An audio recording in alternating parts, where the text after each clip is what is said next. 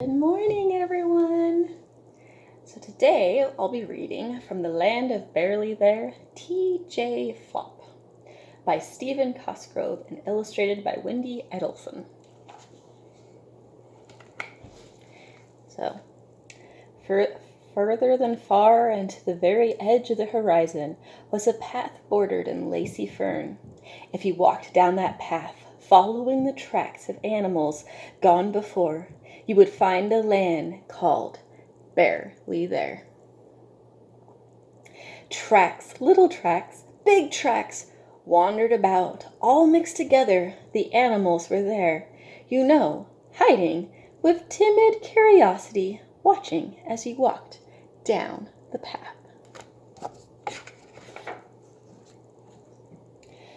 If you followed those tracks a while, you would find a rustic trail that wound into the wild side of Barely There. There you would find creeks and streams of natural dreams, where tanglebrush draped graceful patterns into crystal-mirrored waters. On the wild side, it was said that not even the raccoons combed their hair when they got up in the morning. It was a rough, natural beauty, and if you weren't careful, your heart could get lost, and you might never want to leave. Deeper than deep in this wild jungle of pole pine and cedar, the animals were a bit skittish. They were downright scared. For it was rumored that this land of wild nature was hunted and trapped by the greatest hunter and trapper in all of Barely There. If the truth be known, he was also the only trapper and hunter.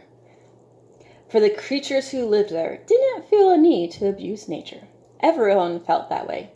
Everyone, that is, except the hunter himself. Look about! There were signs that the hunter had indeed passed this way. A broken branch, a boot print in the mud, and other not so subtle signs. Beyond the pines and scratchy thickets, in a masculine mountain meadow, stood a crude cabin built of rough sawn wood. The walls were chinked with musty moss, and a bent chimney pipe pointed a crooked, blackened finger at the sky as if to warn the clouds to stay away. This was the home of the hunter, the roughest, toughest creature in all of Barely There. As usual, when the sun set behind the purpled pines, the forest became strangely still.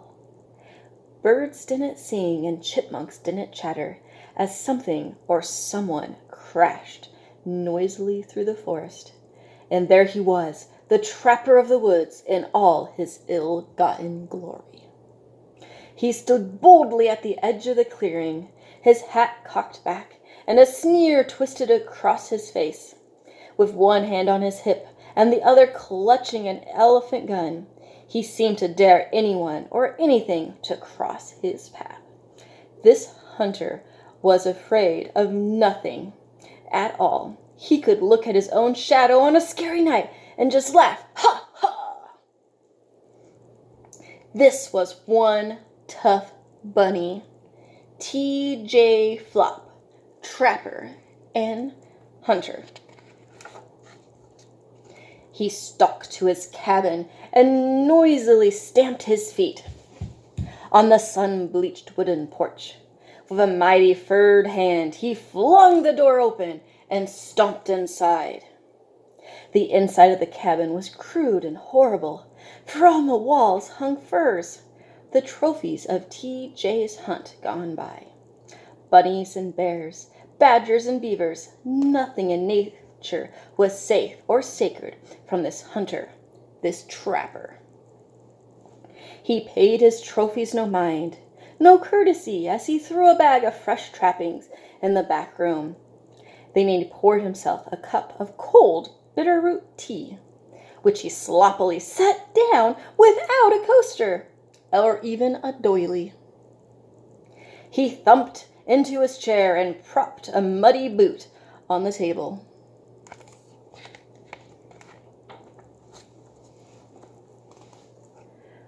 But nature is filled with twist and irony. For around his cabin crude, grew the sweetest berries, the sweetest food in all the land of Barely There, the flutterberries. But Flopp never so much as looked at the flutterberries, sweet on the vine, for he was so tough that he would rather eat thistles instead. Squirrels and other rodents who hadn't heard the T.J. tells would boldly walk up to the cabin and take a berry or two, but they would have time to eat just one, for that was all the time it took for the trapper to leap into his slippers and grab his gun. As the trespassing berry-stained creature skittered away, T.J. would stand on his porch, shake his fist, and raise his rifle into the air. "You had better get," he would grumble and rail, "for if you don't get, you might end up a tiny trophy on my wall. Ha, ha!" Then he would storm back inside and drink more cold bitterroot tea.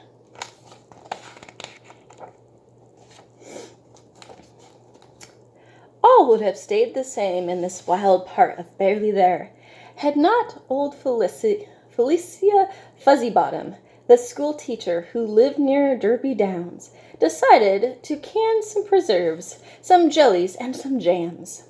She had already made marmalade of honeysuckle vine, jam of lemon, jelly of lime, but there was just something missing. "Humph," she muttered as she scratched her head. "I've cooked my preserves, and in jars they are crammed, but what I don't have is any flutterberry jam. The only flutterberries in the land grow near that old run-down cabin of T.J. Flopp's. Well, he won't mind if I pick a basket or two." So just like that, she threw her old knitted shawl across her shoulders, and off she did hop to pick berries that belonged to T.J. Flopp's.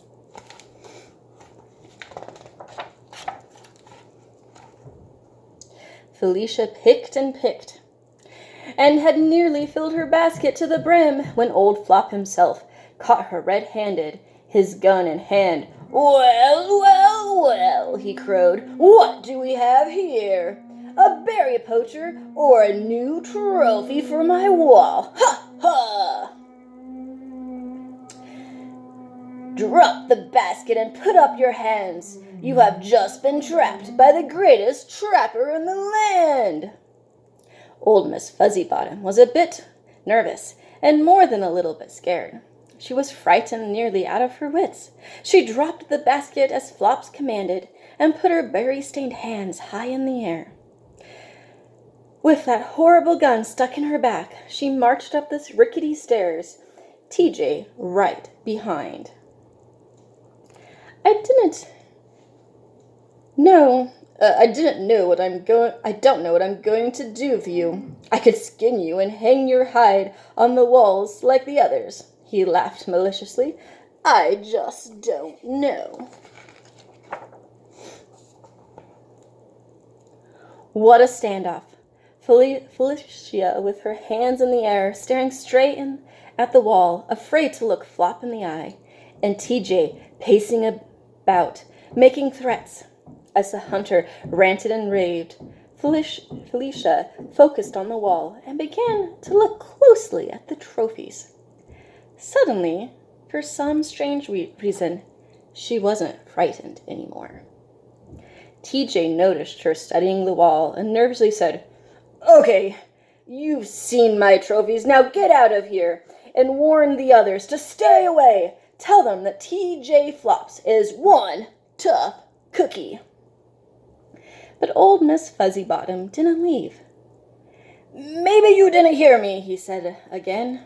"I told you to get." She ignored him completely as she walked around the room, looking at all the furs nailed to the walls. The more she looked, the wider she smiled, and the more nervous Flopp became. He tried to get her to leave. He even offered to pick some berries for her. But old Felicia wouldn't budge.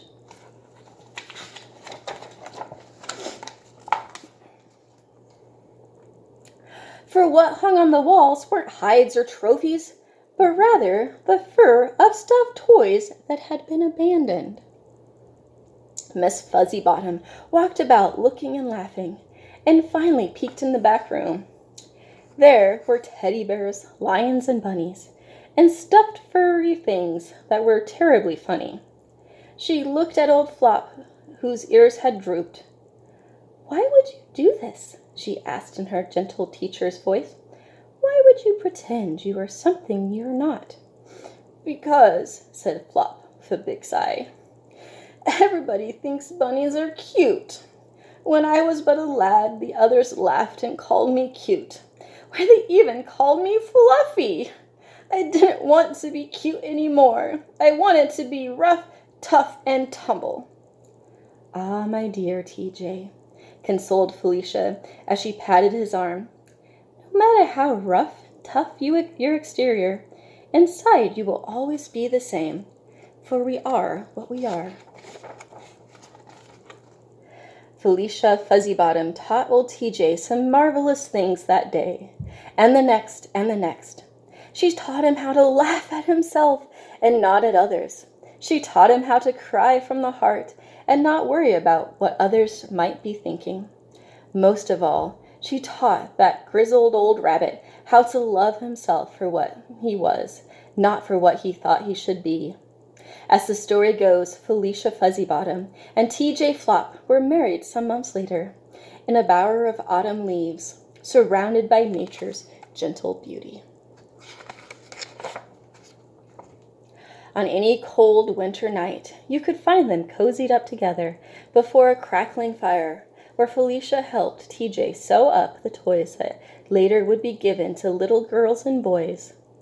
She not only taught him to sew up the toys, but she helped him sew up his heart, which had needed mending for years. Old Flopp even told Felicia what the initials TJ stood for. For when TJ was born, his mama and papa named him what they felt in their hearts, thoroughly joyful. And that is what TJ, Felicia, and all the creatures were in the land of Barely There.